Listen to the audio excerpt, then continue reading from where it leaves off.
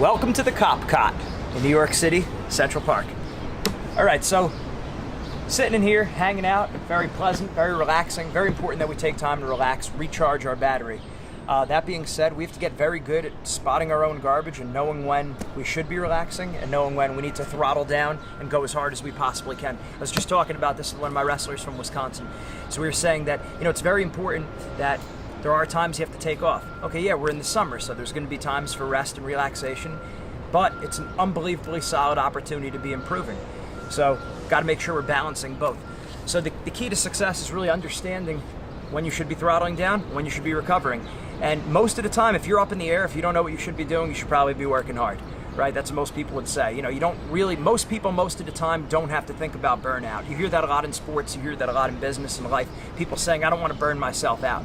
Well, if we're talking about burnout, that's really only like, the upper echelon of the population, maybe 5% of the population, right? So most of the time we want to throttle down, but you got to get very good at spotting your own garbage, knowing when you're bored, when you're tired, when you're lazy, when you're just kind of taking it easy and coasting, and when you want to push yourself.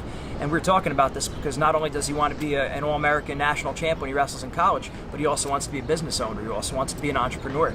And I can tell you that it is, both of those tasks require a lot of effort, a lot of energy, and you have to recharge yourself. The analogy we always give, I don't think I have my cell phone on me, but the cell phone battery analogy. You only have so much battery in your phone, right? I think I'm down to like 70% now. When you step out there to compete, when you start a work day, you want to be in the 90s, right? You might not get to 100, but you could be up there in the 90s. So in order to get to that, you have to recharge that battery, right? It's peaks and valleys.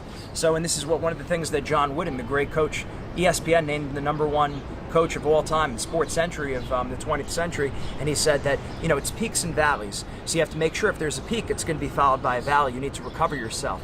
But make sure you're doing it at the right time. And when in doubt, throttle down.